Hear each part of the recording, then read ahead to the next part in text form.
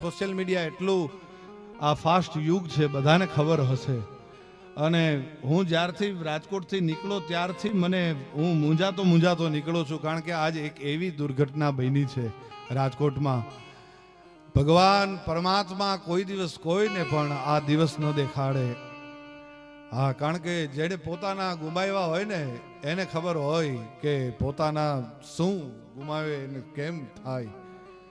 કોઈએ પોતાનો બાપ ગુમાવ્યો હશે, કોઈએ પોતાની જનેતા ગુમાવી હશે, કોઈએ પોતાના સંતાનો ગુમાવ્યા હશે. એટલે આજનો હું તમને નકર તો ઘણો આજ આનંદ કરાવવાનો મને ઘણો ઉત્સાહ હતો, ઘણું હતું. પણ હું ને રાજદીપભાઈ અમે એ જ વિચારતા હતા કે આજનો કાર્યક્રમ કેમ કરશું. અહીંયા પગ ઉપડતો નહોતો આવવા માટે, પણ જો ન આવું તમે આવડી રાહ જોતા હો અહીંયા અને ન આવીએ તો એક ખોટો મેસેજ જાય કે બ્રિજરાજદાન ન આવ્યા, રાજદીપભાઈ ન આવ્યા કે કાંઈ આવી રીતે બહેનું. પણ ખરેખર આજ આપણે પહેલાં તો બે મિનિટ મૌન ધારણ કરીએ. અને રાજદીપભાઈના આમાં ઘણા બધા તો એમના અંગત, કારણ કે આ ગોંડલના, અહીંયા ગોંડલથી રાજકોટ જિલ્લાના આ બધાને અહીંયા સંબંધો હોય. એટલે 10 જણા તો ખાલી ગોંડલના છે, 13 જણા. ઓહો, આ વાત કરવી એ પણ મારી માટે ખૂબ અત્યારે અઘરું બને છે.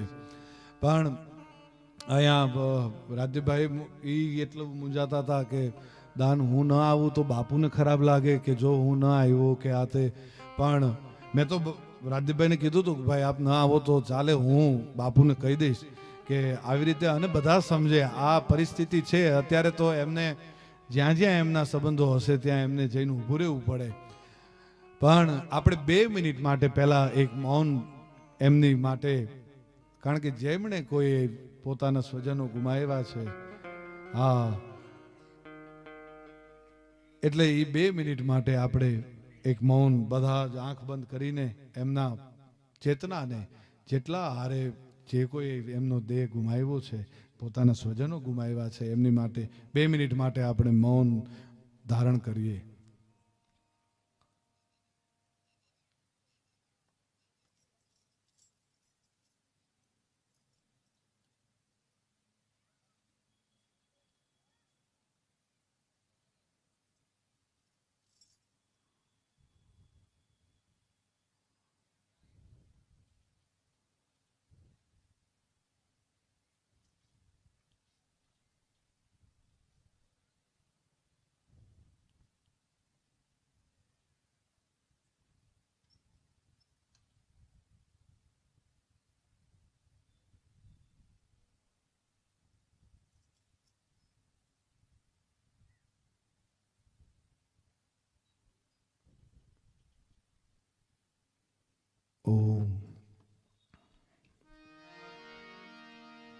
પણ એમના માટે આપણે હનુમાન ચાલીસા રૂપી પાઠ આપણે સૌ અહીંયાથી ભેળા મળીને એમના દરેકના દિવંગતના ચરણોમાં હનુમાન ચાલીસા રૂપી પાઠ આપણે મૂકીએ.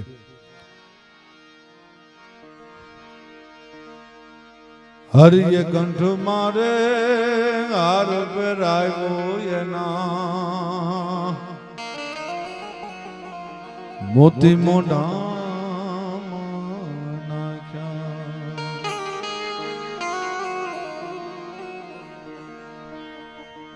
दबा के कब्र में सब चल दिए अब ना दुआ न सलाम.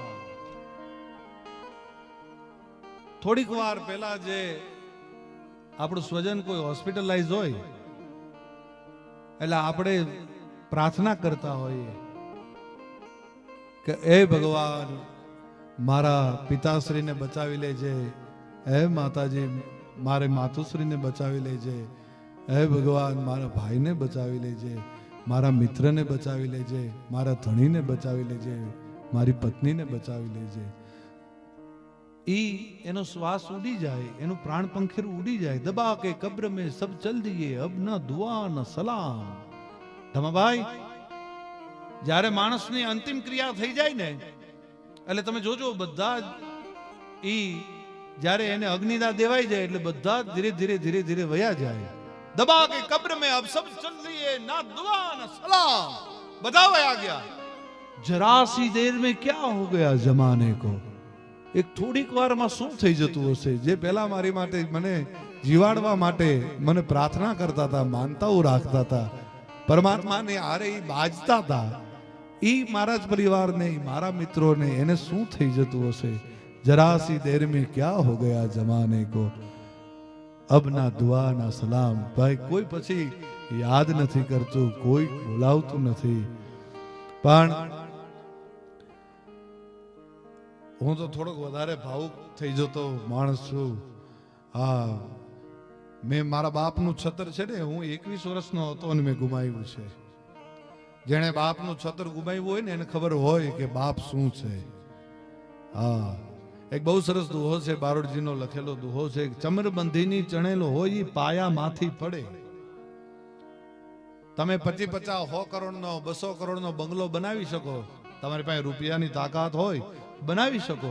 ચમરબંધીની ચણેલો હોય ઈ પાયામાંથી પડે, પણ ઓલી 90 વર્ષે નડે બાપની ખોટ બાલિયા. 90 વર્ષનો બાપ હોયો જાય ને, ઈ ખોટ છે ને કોઈના તાકાત નથી સાહેબ, ઈ ખોટ પૂરી શકાય. હા, એ તો ખાલી ખાટલે પડ્યો હોય ને તોય આપણને અંદરથી હૂફ હોય કે મારો બાપ બેઠો છે. હો, એટલે અહીંયા બેઠેલા જુવાનિયાઓને બધાને હું એક ભાઈ તરીકે સલાહ આપું કે સાહેબ, તમારા મા બાપને દુઃખ થાય એવું કોઈ કાર્ય ક્યારેય પણ ન કરતા. હા, તમારી કુળદેવીને, એ ડુંગરે બેઠેલી કુળદેવીને તમે રાજી રાખશો, નહીં રાખો તો ચાલશે, પણ તમારી ઉંમરે બેઠેલી માં છે ને એનું દિલ ક્યારેય ન દુભવતા સાહેબ. હા, દુલો કાક લખે છે ને, મોઢે બોલું માં ત્યાં તો મને હાજે જ નાનપણ હાભરે, પછી મોટપની મજા મને કડવી લાગે કાગડા. અરે ગયા માસ ગળે જેને હાડે હેવાયા કરે, પણ જેની માતા જાય મરે એને કેમ વિહરીએ કાગડા. ધમણે શ્વાસ ધમાય અને ગટડામાં ઘોડા ધમે. 90 વર્ષની બુઢી માં હોય, ખાટલે પડી હોય, ઊભી ન થઈ શકતી હોય, પણ પતિ ની રાહ હજી પત્ની નો જોતી હોય. પત્ની હોઈ ગઈ હોય, બાળકો હોઈ ગયા હોય, બધા હોઈ ગયા હોય, પણ રાતના 3 વાગ્યા હોય ને અને હજી ઈ 90 વર્ષની બુઢી ડોહીની હજી દીકરો ન આવ્યો હોય ને, ત્યાં સુધી રાતે 2 વાગ્યા હોય તો ઈ બુઢી માં છે ને એ ખાટલે પડી ઈ જાગતી હોય, હજી મારું પેટ નથી આવ્યું, મારો દીકરો નથી આવ્યો, મારો હાવજ નથી આવ્યો.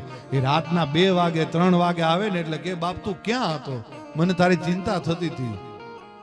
ધમણે શ્વાસ ધમાય અને ગટડામાં ઘોડા ધમે, એ તોય એને છોરુની ચિંતા થાય, એને કેમ વિહરીએ કાગડા. આ મા બાપ તો મા બાપ છે. એ ભૂલો ભલે બીજું બધું, મા બાપને ભૂલશો નહીં. અગણિત છે ઉપકાર એના ગે વિસરશો નહીં. ભૂલો ભલે બીજું બધું, મા બાપ